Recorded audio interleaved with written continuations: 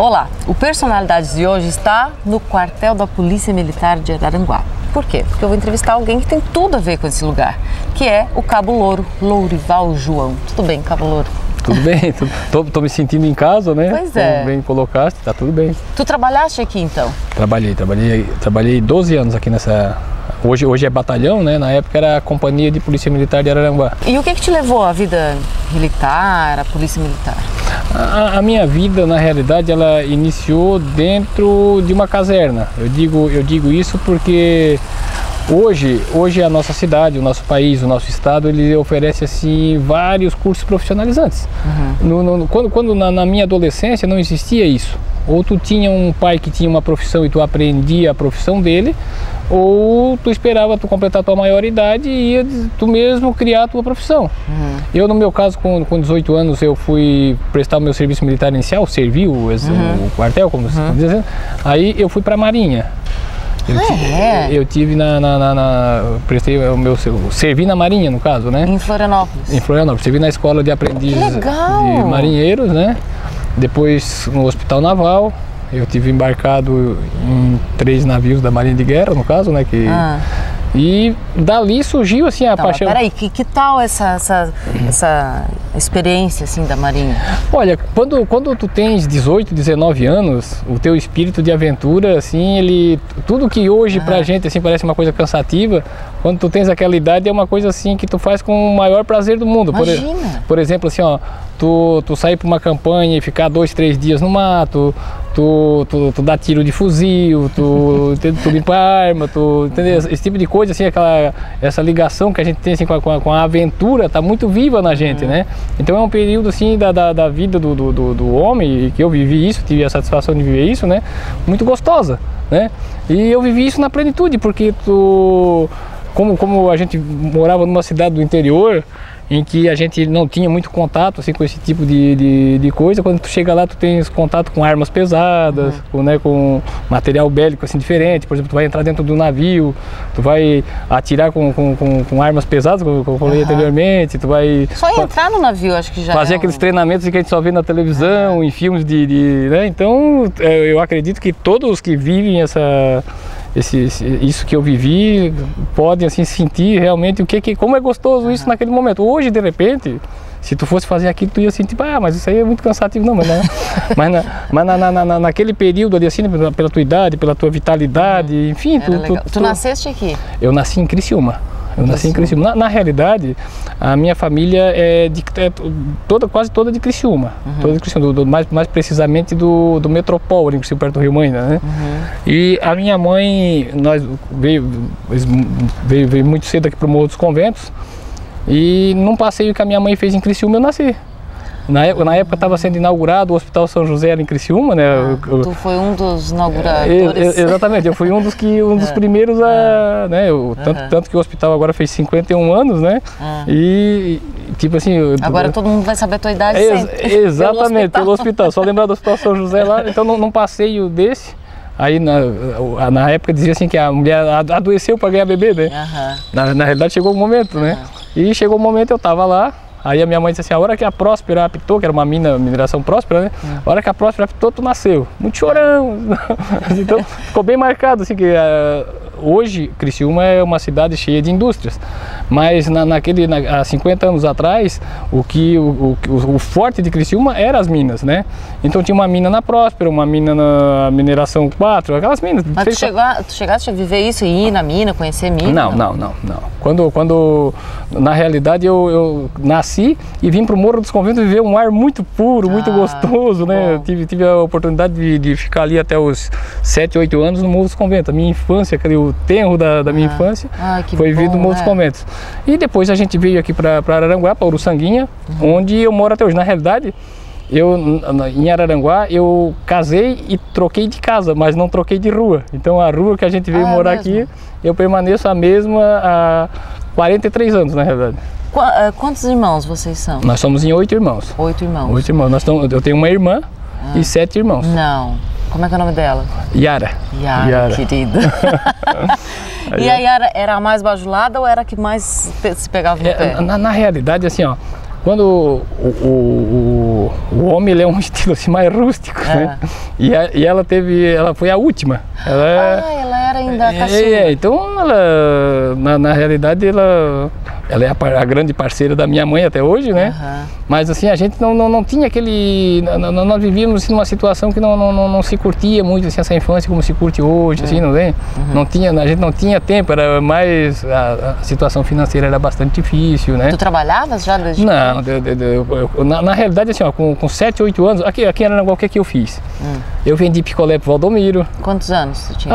Eu deveria ter uns 9 anos, porque era difícil, tu pensa que era fácil conseguir uma caixa de picolé para vender, era disputado, o pessoal, todo mundo queria, porque todo mundo queria ganhar o seu dinheirinho, né? Então o Valdomiro era uma opção. Então a gente, enfim, o que tinha que fazer, não era só eu. Não tinha assim uma situação, não, era... Um monte de... exatamente. Tá, e daí tu andava com aquela caixa de picolé e a vontade de comer picolé daí? Não, a vontade era maior de ganhar o dinheiro do picolé. Tu resistia? Resistia. E um detalhe, né? O dinheiro que se ganhava, a gente trazia para a mãe da gente. Tu ganhava, por exemplo, se tu ganhasse R$2, tu trazia para tua mãe. A minha mãe pegava e depois ela que ia redistribuía. Exatamente. De repente eu nem ganhava dinheiro. De repente um irmão meu precisava mais que eu, ele ia ganhar e a gente não ganhava. Como quando um irmão meu trabalhava, de repente se eu precisasse mais, eu ia ser o beneficiado e ele não, né? Mas isso é interessante, legal, não é?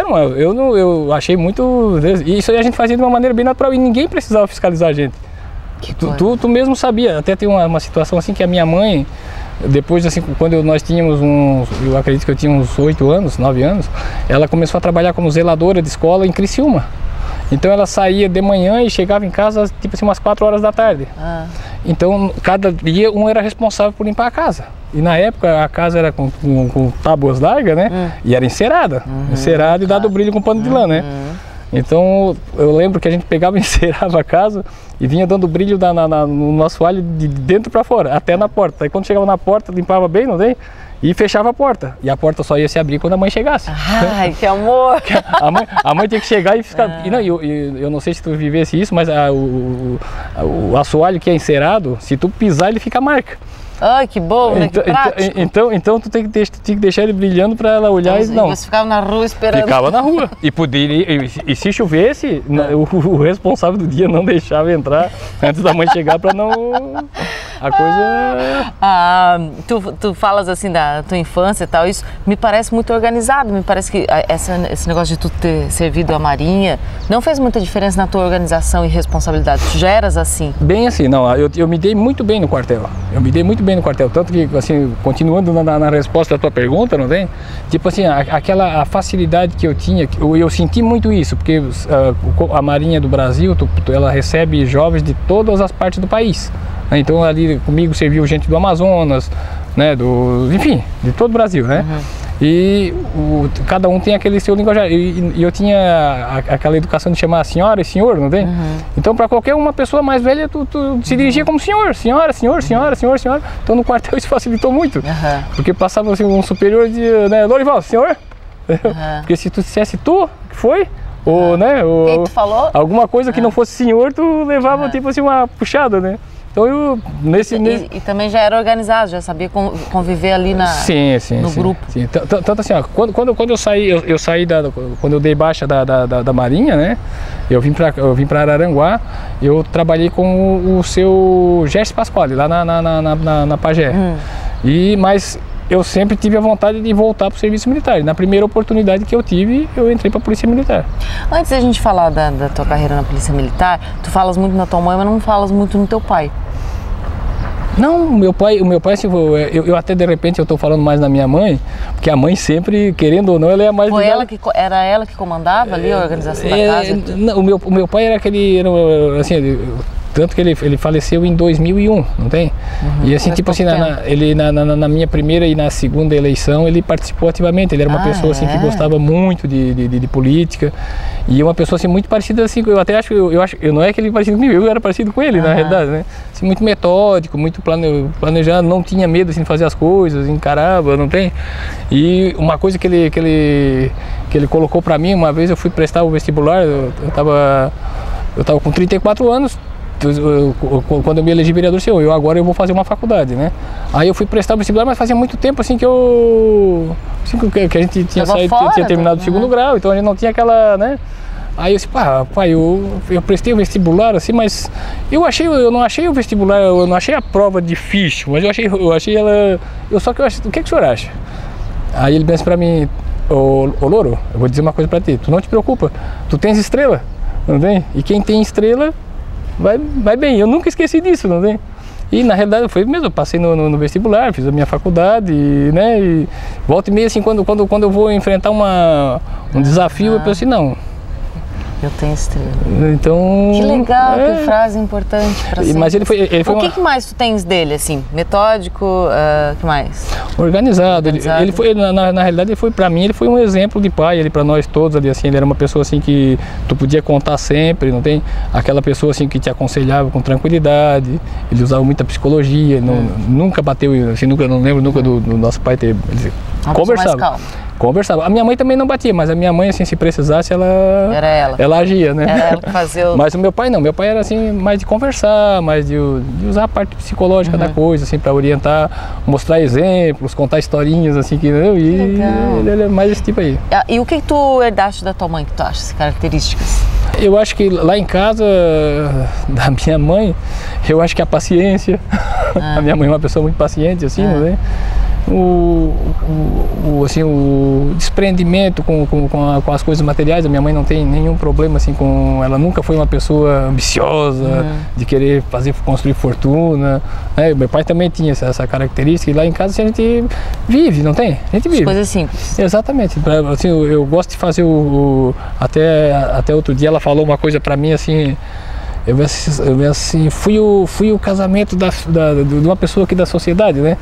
Aí ela gosta muito de saber os detalhes, né? Como é que tava lá, e a noiva, porque normalmente ela quer saber a noiva, né? Claro. A noiva, daí eu dei os detalhes da noiva e tal, e ela me assim, e quem cantou, e a comida? Aí nós falando da comida e tal, daí nós chegamos num ponto que eu disse assim, mas era tudo chique, assim, mãe, tudo muito chique. Daí ela me assim, chique é a gente comer o que gosta e fazer o que gosta. Chique não é tu comer alguma coisa para agradar alguém ou fazer alguma coisa para agradar alguém. Chique é tu ser tu mesmo. Eu fiquei assim, muito sábio. Muito sábio. Vamos voltar então. Aí tu decidiu que tu querias continuar na vida militar. E aí tu prestou concurso para a polícia? Eu prestei concurso para a polícia militar e vim fazer a escola aqui. Eu acredito que a minha escola, ela foi feita. A escola é aquela fase de preparação que agora está acontecendo até aqui no batalhão. Fazia muito tempo que não acontecia, e aconteceu a minha escola, né? E na época assim, para mim fiquei bastante contente quando passei, até porque ia voltar para a atividade, né? Eu fiz a escola e assim, tipo assim, os exercícios que a gente fazia aqui durante a preparação, para mim assim ficou claro que nada é simples, não tem? Mas ficou tudo mais fácil, porque como a gente já vem já tem uma história assim, não tem? E na Marinha os exercícios eram muito puxados, a coisa era bem puxada mesmo, bem mais puxada assim, não é? Então, não que a polícia militar não seja. Mas comparando era mais leve. Exatamente. O que mais te chamava a atenção? O que mais tu gostava dessa atividade na polícia militar? Era a questão de ter poder? Era a questão da hierarquia? Era a questão de ter uma arma? Era a questão do quê? Assim, a questão da polícia, dentro aquela pessoa que tem assim, esse espírito militar, sabe, é a organização. Assim, aqui dentro, quem vive numa caserna sabe como a coisa funciona aqui dentro. Tudo funciona e tu pode confiar. Entendeu? Tipo assim, ó, por exemplo, tu jamais vai estar sozinho, aqui existe um espírito de corpo muito grande. Por exemplo, se tu vai atender uma ocorrência, tu sabe que tu nunca vai estar sozinho, não tem? Se tu vai, enfim, qualquer atividade que tu te envolva, tu sabe que se tiver 10 é como se fosse um. Esse é o espírito da polícia militar, pelo menos aqui de Santa Catarina, que eu não conheço as outras, né? Mas aqui existe muito esse espírito aí, assim, não tem e a organização, as coisas aqui funcionam, tem ordem realmente. Tu tu consegues lembrar, assim, da fase em que o Brasil era governado pelos militares? Tu chega a lembrar? Quando eu servi, aconteceu, nós fizemos uma segurança na época, né, para o Figueiredo, porque ele tinha vindo 2 anos antes em Florianópolis, ele veio que aconteceu a famosa novembrada, né? E aí depois ele, na época eu lembro que ele teve foi assim, porque na realidade tu como tu tá servindo ali, tu não tens muita informação do que está acontecendo, não tem? Aí nós fomos deslocados para... Nós fomos deslocados meio que às pressas, todo mundo assim com armamento, né, ali para próximo do aeroporto Ercílio Luz. E daí não deixamos ninguém passar, assim, tipo assim, por umas 10 horas, ficou assim tudo fechado ali, não tem? E nós ficamos ali sem saber o que Na chegada dele? Não, você não sabia? Aí tá. Depois a gente soube que na época já tinha um avião que deslocava o presidente da República, né? E vinha deslocando ele, parece que ele vinha, eu não sei se ele... Isso foi coisa que a gente fica sabendo depois, né? Assim, mas umas coisas que chamam a atenção, né? Tipo, o Figueiredo estava se deslocando, eu não lembro se era da Argentina em direção a Brasília. E teve que fazer um pouso de emergência, não tem? E durante tipo assim, ele ficou 2 horas em Florianópolis, porque daí ficaram fazendo a manutenção do avião. Ele deve ter seguido com outro avião, sei lá, helicóptero, não sei, né? Foi chamado todo... E foi feito um aparato todo assim, ficou 10 horas, tipo assim, o homem já estava em Brasília dormindo e nós estávamos ali ainda. Então assim, aconteciam umas coisas naquele período, né? E assim, um fato interessante, no quartel, durante o período em que os militares mandavam, tudo era em abundância. Tipo assim, ó, hoje as informações que a gente tem, não sei se são verdadeiras, mas a maioria das informações são assim, ó, que um recruta, por exemplo, ele tem uma quantidade de tiro para dar no fuzil. Na época que eu servi, nós tinha a munição em abundância, comida em abundância, fardamento em abundância, não tem? Os quartéis eram bem abastados, né? Era dado uma atenção assim para os quartéis. Até porque eles eram necessários para manter o... Exatamente. Então, e hoje mudou muito isso aí, assim. Mas né? eu te fiz essa pergunta, sabe por quê? Para saber se tu sentias na época que existia esse sentimento corporativo, esse sentimento de parceria nas pessoas, na sociedade, não, fora da caserna, fora do quartel. Se o regime militar conseguiu impregnar as pessoas da sociedade como um todo com esse espírito mais solidário e mais não só o solidário, mas assim, mais organizado. Tu acha que isso existiu? Quando a gente chegava no quartel, eu lembro, não sei se hoje ainda acontece isso, mas acredito que não aconteça. Tinha a quarentena. Então tu entrava para dentro do quartel, por exemplo, eu entrei para dentro da escola de aprendizes marinheiros, foi fechado o portão, não tem? E 2 meses tu não saiu dentro da escola. A quarentena de 60 dias, que era uma 60ena, na verdade, né? Então, assim, ó, a gente pensa... Aí se a pessoa se arrependia e queria ir embora? Não, ali já estava definido. Não, era um período, assim, de tipo de adaptação, não tem? E durante aquele período ali, assim, tu ficava sem saber o que estava acontecendo fora. Era feito, assim, uma espécie... Hoje eu sei qual era o objetivo, não tem? Na época eu não tinha noção. Porque, como eu te falei, na época o cara com 18 anos é um gurizão. Então tu não tens noção, assim, que tu estás sendo preparado uma lavagem cerebral na tua... Deus. Então tu não tens noção disso. Hoje eu tenho noção do do porquê, o que era, aquelas orientações que eram dadas, muita moral e cívica dentro do quarto, entendeu? Então, na realidade, em 60 dias, a tua mente era meio que condicionada para tu começava a escola já preparado assim de uma maneira diferente. Quando tu vinha em casa a primeira vez, tu já vinha pensando diferente, não é? Tu já vinha tendo uma ideia diferente. Hoje, eu sei que a gente tinha essa ideia, mas na época não, porque na época... Não sei se entendi, mas tu acha que existia nas pessoas como um todo assim, esse sentimento ou não? Era uma coisa só da corporação? Eu acho que era mais na corporação, a gente sentia mais na corporação. Tipo assim, ó, passava muita notícia assim de o cara estava tentando explodir um prédio em São Paulo, essas notícias deixavam passar pra gente, assim, não tem? O cara estava isso aí é um terror. Porque é incrível como é que se consegue fazer numa organização esse espírito de trabalho, de equipe e tal, e a nossa sociedade é tão de cabeça para baixo, a desorganização um todo, aí tu fosse escolher justamente a política, que infelizmente é uma das áreas, eu acho, mais desorganizadas. A polícia militar e a minha função dentro da polícia me levou para a política. Por quê? Aqui, eu entrei para a polícia e vim desempenhar minhas funções aqui em Araranguá. E a minha função era na segunda seção, que é uma seção assim, de investigação, de acompanhamento. E nós tivemos aqui um subcomandante aqui em Araranguá. Hoje é o Coronel Fernando, ele é adjunto da Segurança Pública. Pensa num oficial organizado. Chama-se o Coronel Fernando Rodrigues de Menezes. É uma pessoa organizada, séria. Uma pessoa... Ele gosta de saber tudo de política. Então, o que aconteceu? Na época, ele me atribuiu a seguinte função. Cablouro, tu vais descobrir quantos partidos tem na cidade, quem são as pessoas, tipo assim, quem é o presidente do partido, quem é o vice-presidente, quem faz parte da executiva, quem faz parte do diretório, onde mora, onde trabalha, o que ele gosta, tal. Os vereadores que estão na Câmara, quais são os partidos, qual é a tendência, tal. Tanto que eu fazia assim, eu fazia um acompanhamento de todos os partidos da cidade. E ele tinha Tá aí o culpado. Ele tinha esse controle. Eu, assim, por exemplo, todas as sessões da Câmara eu assistia. Todas as sessões da Câmara. Tu acha que ele te escolheu porque ele viu alguma coisa em ti que tinha... Tu já tinha despertado algum interesse por política? Ou ele te escolheu aleatoriamente? Eu acredito que foi aleatoriamente mesmo.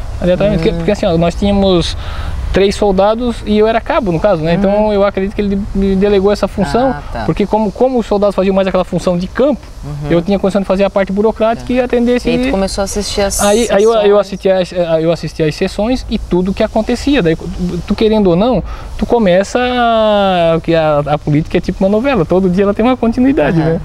E tu não queria mais perder nenhum capítulo. Aconteceu o seguinte, em 1996, aqui em Araranguá, quando o Primo Menegali foi disputar pela primeira vez a eleição, a minha família era ligada ao PDT. E houve um racha no partido. Uma ala do PDT ligada ao João da Silva, o João dos Pintos, queria apoiar o Primo Menegali, na época, né? E uma outra ala queria apoiar o Mota, que era o outro candidato, né? Aí, o que aconteceu? Foram para a convenção, a ala do João dos Pintos, o João da Silva, né, ganhou a convenção e o PDT apoiou o Primo Menegali. A ala descontente do PDT, quis marcar uma posição. Não, nós queremos marcar uma posição. Na época era capitaneada pelo Nico Costa, essa outra ala dissidente, vamos dizer assim, não tem? Aí eu estava na reunião deles ali assim, até acompanhando para poder trazer depois para o meu comandante aqui, né? Aí eles me disseram assim, se nós tivéssemos um candidato que não tivesse ligação nenhuma, para nós colocar de candidato e mostrar a nossa força, nós faríamos isso. Aí, como o militar ele não pode ser filiado a partido político, ele só se filia se ele for mesmo concorrer, eu tinha essa condição. Aí eu pensei, se vocês me apoiarem, eu vou de candidato. Foi tu que se ofereceu? Se vocês me apoiarem, eu vou de candidato. Mas tu é filiado a qual partido? O partido que vocês quiserem que eu me filie. Eu não sou filiado a nenhum partido e eu posso me filiar até no dia da convenção. Mas tu não tem que ser um ano antes? Não, o militar não precisa. Nós só nos filiamos se nós for concorrer mesmo. Aí eles resolveram me apoiar mais para mais. Mas então era uma coisa que tu já vinha pensando na tua cabeça. Tu já ficava pensando ser sentado lá, tal. Era uma coisa que tu já vislumbrava, então? Não, assim, ó, é que assim, não tem aquela, aqui na nossa cidade, na nossa região, tem aquela história assim, ó, o cavalo passa encilhado, tu monta, tu não pode deixar ele passar. Não estava muito nos meus planos, não tem? Mas passou aquele cavalo e veio na minha direção. se eu não montar, eu vou ser atropelado, né? E aí eu coloquei o meu nome, achei até que eles não fossem aceitar, né? Aí em casa, tu já não tinha falado nada em casa, nem com o teu comandante? A minha esposa estava fazendo um curso de pós-graduação em São Paulo. Né? Que engraçadinho, tu aproveitou, né? Daí no outro dia ela disse, não, tu vai mesmo, tu pode. No primeiro momento assim, eles não levaram muito a sério. Depois eles foram averiguar se o que eu tinha falado era sério, né? Se a legislação não, é realmente isso aí. Aí eles disseram assim, Cabral, na época foi coligado o PFL com o PMDB, né? Então eu podia me filiar a qualquer um dos dois, né? Aí na realidade eles, Cabral, pode ser se filiar ao PMDB? Me filiou. Porque eles queriam apoiar o Mota. Exatamente, eles queriam marcar. Eu não sei porque que os partidos fazem convenção, porque o cara depois segue o que ele quer mesmo, né? Não sei porque o partido faz isso, a bobagem. Aí o que aconteceu? Aí nessa eu me elegi. Tu se filiou ao PMDB. E me elegi. Daí tu ligou pra tua mulher pra dizer? No outro dia minha esposa ligou pra mim, aí eu disse assim, olha, eu não quero te dizer nada, mas... Amor, aconteceu uma coisa, um detalhe, uma coisinha básica. Eu vou te dizer uma coisa que aconteceu aqui de ontem para hoje. Me obrigaram uma coisa. Eu me lancei candidato a vereador. Aí ela disse assim, tu é maluco? Da onde tu... Aí eu peguei e fui para casa, porque eu fiz me ofereci na realidade, mas achei assim que eles não fossem levar a sério. Aí na época eu tava podando umas laranjeiras atrás de casa. Tá, mas peraí, eu quero saber, tu foi para casa e tu dormiu naquela noite? Tranquilo. No dia do escrutínio, que era contado, não tem? Tava todo mundo com o nervo à flor da pele e 11 horas da noite eu dormi até 4 horas da manhã, depois me acordei e continuei escrutínio. E o teu comandante? Não, meu comandante me deu, aqui a Polícia Militar me abraçou a campanha também, né, comigo aqui assim. Ele ficou feliz da vida, porque na realidade, como tu sabe que quem gosta de política adora, tá, né? Sim. Daí tu foi candidato pelo PMDB. Isso. E te elegeu. Me elegi. De primeira, assim. De primeira. E o que aconteceu no dia de tu tá eleito? Tá. Tu sentiu alguma coisa? Não, aí assim, nunca chegou a pesar assim, a responsabilidade? Tu perdeu 2 horinhas de sono e dizer assim, caramba, o que eu tô fazendo? No dia que saiu o resultado, assim, tá eleito, eu te confesso pra ti assim que eu fui pra casa e fiquei assim o dia todo pensando, e agora? José? Porque na realidade a pessoa vai para uma disputa, né? E depois vem o peso da responsabilidade, né? E de lá para cá ele não parou mais. Não parou mais, inclusive quer ser até deputado, quer ser muito mais. Vocês vão saber disso depois do comercial, não sai daí.